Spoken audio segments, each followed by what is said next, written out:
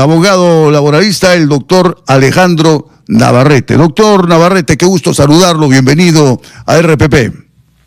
Muchas gracias, Jesús, muy buenas noches. Doctor, la pregunta está hecha, formulada, ahí está. Lo que todo trabajador debe saber, doctor. ¿Y cuáles son esos puntos tan esenciales, tan importantes? Bueno, primero hay que partir por lo básico. Se considera como trabajador aquella persona que presta un servicio a cambio de una remuneración, pero con la particularidad que está sujeto a la subordinación del empleador. ¿Qué significa esto? Que se sujeta a las órdenes, disposiciones, mandatos, cumple un horario, le dicen cómo hacer sus tareas, etcétera, ¿no? En nuestro país, lamentablemente, mide la informalidad. El último informe de INEI ha arrojado un porcentaje del 70.2% de informalidad en nuestro país. Y esto genera que muchos trabajadores que cumplen con estas características en realidad no sean reconocidos como tales y se les desconozca entonces sus derechos laborales. En ocasiones se encubre incluso este vínculo laboral a través de los supuestos contratos de locación de servicios, a través de las zonas de servicios, a través de los clásicos recibos por horarios, ¿no? Claro, y te dicen mi recibo por horarios y con eso te pago y listo, ¿no? Pero eso no quiere decir que ellos no tengan derechos laborales. O sea, estos trabajadores informales tienen la posibilidad también de reclamar esos mismos derechos. Y para eso cabe anotar que el primer derecho que tiene un trabajador en sí es ser reconocido en planilla. Y se le ha desconocido este derecho al trabajador informal, tiene la posibilidad de reclamarlo ante SUNAFIL o ante el Poder Judicial. Digamos todo ese preámbulo a partir de la pregunta, porque en efecto, aun cuando se pretende encubrir formalmente una relación laboral con los contratos de locación de servicios, recibos con horarios, tiene igualmente este derecho a estar registrado en planilla. Después de eso, ya vienen todos los derechos que conocemos, ¿no? Una jornada máxima de 48 horas, tener por lo menos 45 minutos de refrigerio, ¿no? Cuando realizan labores en horario corrido, algún descanso semanal obligatorio o a gozar los días feriados como ahora, por ejemplo, ¿no? Tener derecho también al TPS, gratificaciones, bonificaciones, seguro vía ley, etcétera, ¿no? Correcto, doctor. Y vamos a volver en instantes a esos temas de los trabajadores y sus derechos. Hay un tema que en algún momento generó debate, controversia, el tema de la tercerización. Empresas que tienen muchos trabajadores y ofrecen servicios a otras empresas, ¿no es cierto? Este tema de la tercerización, ¿está caminando bien en el Perú? ¿Funciona realmente, doctor, con todos sus derechos correspondientes? Ha habido un debate en el tema de la tercerización, ¿no?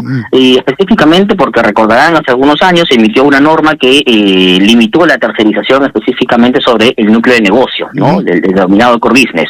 Y hoy por hoy la Corte Suprema ya ha dicho que sí se permite la tercerización incluso en el núcleo del negocio, ¿no? Claro, respetando ciertamente la dignidad de los trabajadores. Y es que la norma, la ley de tercerización laboral, la 29245, y su reglamento contempla una serie de derechos también para el trabajador tercerizado. El problema se presenta cuando la empresa principal, es decir, la que se beneficia del servicio prestado por la empresa tercera, confunde la relación laboral y comienza a emitir órdenes, mandatos, que hace perder la autonomía de la empresa tercera y trata a los terceros como si fueran sus propios trabajadores. Eso desnaturaliza la tercerización y eso es realmente lo que está proscrito. Mientras haya una tercerización válida conforme a la norma, ¿no? En donde va a mantener esta empresa tercera su autonomía y demás, no debería de generar en realidad mayores conflictos. No es algo finalmente ilegal, ¿no? Está permitido por la norma. Correcto. Y constitucionalmente ha sido validado eso, también ya por claro, eso. Efectivamente, para dejarlo claro, porque con mucha frecuencia nosotros los periodistas recibimos quejas, ¿no? Un trabajador que no recibe sus derechos correspondientes y entonces nosotros le formulamos la pregunta, bueno, ¿tú para quién trabajas? No, yo trabajo para una empresa y esa empresa le da servicio a otra empresa. Bueno, ¿cuál es el problema? El problema está que la empresa que recibe el servicio no está pagando a la empresa para la cual yo trabajo, que estoy en planilla. Entonces, eso generó una serie de observaciones y desconfianza en el sector laboral, ¿no es cierto? ¿Cuán firme tiene que ser, no es cierto? Yo brindo un servicio a través de la empresa que me ha contratado a mí, a una tercera le estoy dando el servicio, pero esa empresa no paga el servicio, se retrasa, es más, efectivamente trata a los trabajadores tercerizados como si fueran sus propios trabajadores, incluso hasta le da horarios. Eso tiene, digamos, una oportunidad interesante para los abogados de entrar a tallar para SUNAFIL también, ¿no es cierto? Y poner las cosas en su sitio, ¿o no? Claro, lo que sucede es que en esas circunstancias, cuando la empresa principal es la que regula finalmente la fuerza laboral de la tercera, en realidad lo que está haciendo es desnaturalizar la tercerización. Y eso genera que esos trabajadores que están en la planilla de la tercera puedan reclamar su incorporación a la planilla de la empresa principal, ¿no? Claro, y decir, yo en realidad soy un trabajador de la principal, y reclamar los derechos que son propios de la empresa principal, ¿no? Sus utilidades, sus beneficios sociales y demás, y su incorporación a planillas, lógicamente, a esa empresa principal. Entonces, ¿no? A la empresa que requiere tercerizar, habría que hacerles algunas indicaciones, como por ejemplo, ¿qué cosa es la que no debe hacer una empresa principal cuando recibe servicios tercerizados, doctor? La empresa principal, y digamos esto es lo esencial, no debe de ejercer subordinación sobre los trabajadores de la empresa tercera. No le puede dar órdenes, mandatos, directrices, no los puede sancionar. Todo tiene que hacerlo a través de la tercera, porque es la tercera la que tiene que regular la fuerza laboral de sus propios trabajadores. Claro. ¿Ha habido casos, doctor? ¿Ha habido casos en que la empresa que recibe el servicio, doctor, le entrega un celular a un trabajador tercerizado de la empresa principal? Y eso genera ya dependencia, doctor. Tal cual. ¿No es cierto? Tiene que sumarse una serie de elementos, y ese puede ser un elemento, en realidad también, para determinar que no existe autonomía o independencia entre estas empresas, ¿no? Es verdad que la empresa tercera debe de prestar un servicio, seguramente bajo lineamientos que la empresa principal debe de establecer, porque al final yo, como empresa principal, tengo que beneficiarme del servicio de esa tercera. Pero lo cierto es de que no puedo mandar sobre tus trabajadores, no puedo cambiar cuadrillas de trabajo, no puedo cambiar turnos, no puedo decirte, ¿sabes qué? En vez de estar, vamos a poner un ejemplo en una empresa minera, en vez de estar en socavón, vete a un área administrativa. No lo puede hacer la empresa principal. Si lo hace en una circunstancia así, ya desnaturaliza la relación laboral, y ese trabajador puede reclamar ante SUNAFIL o Poder Judicial incorporarse a planillas. Y ha pasado en bastantes ocasiones. Pero es que muchas veces la empresa que brinde servicio, que tiene los trabajadores, la empresa que brinde servicio tercerizado, digamos, muchas veces se somete por presión o por necesidad a la empresa principal. ¿No es cierto? Eso ocurre también. ¿Y quién tiene que intervenir en eso para poner orden? O mira, yo soy contratado para brindar este servicio, ¿no es cierto? A esta empresa, me está tercerizando. Pero en el camino, como usted dice, le cambio el horario. No, ¿sabes qué? No te necesito en la mañana, te necesito en la tarde. Y a veces sin comunicar a la empresa que terceriza.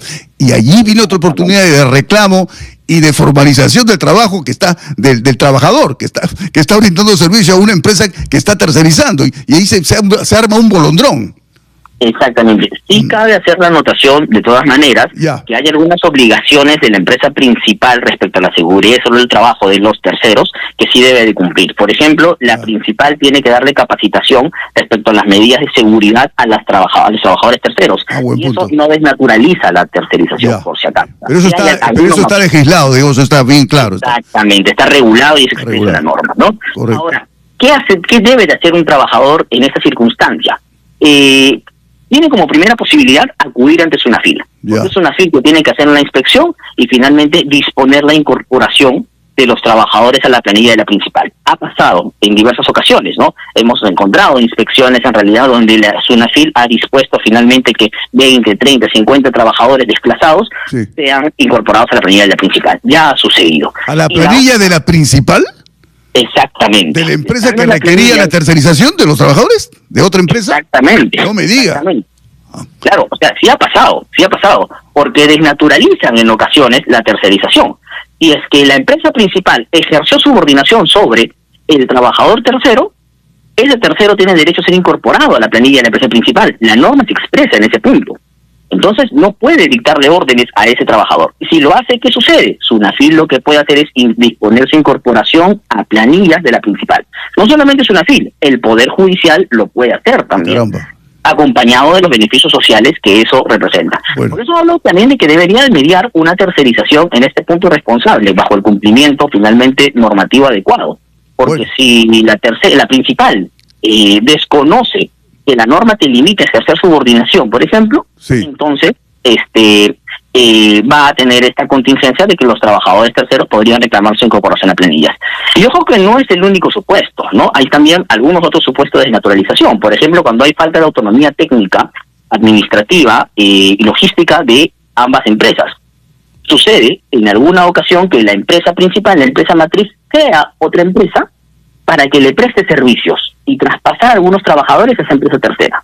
Cuando eso sucede, ahí también esos trabajadores pueden solicitar la desnaturalización de la tercerización y su incorporación a la principal. Claro, ya otra cosa es la prueba, cómo logro acreditar esa situación, pero la norma contempla ese supuesto también, ¿no? Doctor, muchísimas gracias. Ha sido tú muy gentil, don Alejandro Navarrete, abogado laboralista. Hasta la próxima, doctor. Muchas gracias, Jesús. Hasta la próxima. Hasta la próxima. Señora.